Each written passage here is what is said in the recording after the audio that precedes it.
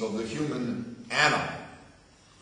Not every single human animal, because there's always some borderline case, some marginal case in cases like an animal, a biological entity, which there are defective versions, there are infant versions, there are invalid versions, but as a general understanding of what it is to be a human being, it is accurate to say that human beings are moral agents.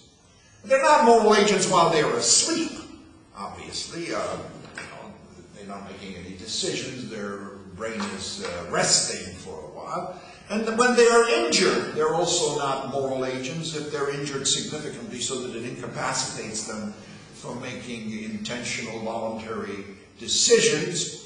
But that does not, this is one of the things that critics of my argument have pointed out, that I seem to exclude marginal human beings from the classification of humanity, but I don't really, because I think they're applying an invalid conception of what a definition must do when it classifies the world around us. In some areas, like geometry and logic, definitions do amount to virtual necessary truths. And so any exception to them would require us to rethink the definition. But that's not the case, for example, when we define what an adult is, or what a chair is, or what a tree is. There are for the most part, trees are of a certain kind, and then there may be some that are so damaged that they're only shadows of themselves. And that's true about human beings, and that's true about dogs and cats and orangutans and horses. With the greater and greater complexity of reality, the way to define things also becomes a little more loose. As I say again, I think a good illustration, at least as an illustration, is when you think of things like, what is the definition of a child? Well, there is no fixed, precise demarcation of a child, and yet we understand that there is a difference between a child and an adolescent and an infant, although the borders there are obviously somewhat hazy. Take, for example, I like to use this example, a chair. If you define a chair as an implement on which human beings can recline in a certain position and it carries their weight, well, that's roughly right. But if you then think of a museum piece chair, you try to sit on one of those and it'll collapse under you immediately because it's barely intact any longer. Or think of a chair in a small house built for children. It's still a chair, but it certainly does not fulfill the definition of chairs as we understand them and from which the general idea stems. We make adjustments for it. We put adjectives, we put qualifiers, and that's how we accommodate the fact, for example, of a senile person who does not have the capacity to be a moral agent any longer, but still, such a person is closest to being a human being than to anything else. Certainly not a dog, not a chair, not a car. So we accommodate those marginal cases in our understanding because we are not expected to extrapolate from the field of geometry to everything else and look for those kinds of definitions to which no possible exception is allowed. No, there are exceptions. And that's one of the reasons that one can talk about the foundation of rights in moral agency without it having to be the case that every single solitary human being at every single moment of his or her adult life will have the ability to be a moral agent.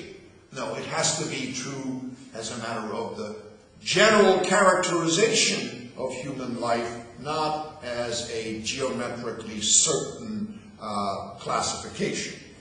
Now, there are other arguments that are advanced to against the notion that human beings are moral agents. One of them is advanced by a guy named John Gray, who used to be at Jesus College in Oxford, and then he went, I think, to the London School of Economics, and he's become kind of a basher of the Western tradition and a multiculturalist writ large.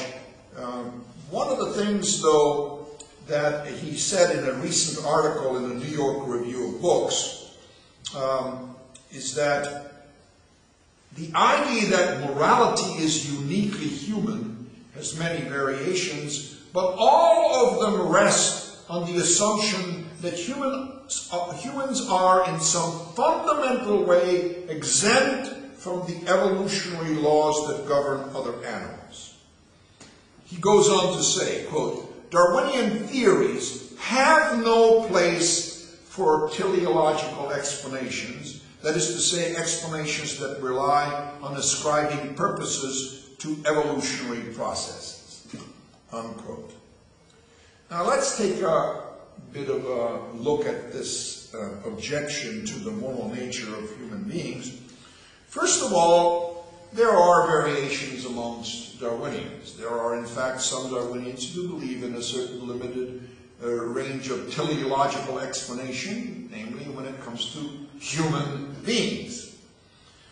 Some of them argue that it is possible to find purposive or goal-directed behavior among living things, especially when we come to humans, who have evolved so as to be able to set their own goals, purposes, or ends. Some believe that all human behavior consists of random events without any purposes or end in sight for any of it, and certainly with no free will anywhere to be found. Now, the most curious invocation of Darwin's views is found amongst environmentalists, who tend to both accept it and then apply it in quite inconsistent ways. For example, many environmentalists insist that there is what we can identify as a healthy ecosystem. Supporters of endangered species legislation insist that there is an optimal balance in nature which is supposed to include a great variety of living species. Exactly what it is, it's always a little bit open-ended, but that's roughly the way in which various behaviors by human beings is criticized by a number of environmentalists, is that they disturb the balance of the ecosystem, implying thereby that this balance is a good thing, and it can be measured to be a good thing by reference to what it achieves. Darwinian teleological explanations do not ascribe a goal to evolution, although in some cases they do, because as I say, there are too many Darwinians, just like there are too many Marxists by now, except in the sense in what results from natural selection, that it needs to be successful, namely, it needs to survive. But there is no reason to deny the validity of teleological explanations to some aspects of life. Indeed, most biologists invoke just such explanations when they talk about the beak of a particular bird, or the color of the fur of a certain type of rabbit, or how these serve to promote the welfare of the animals in question. Similarly, there is nothing anti-Darwinian about the claim that certain ways of choosing to act, for example, those in conformity with the virtues, enhance the life of a human being.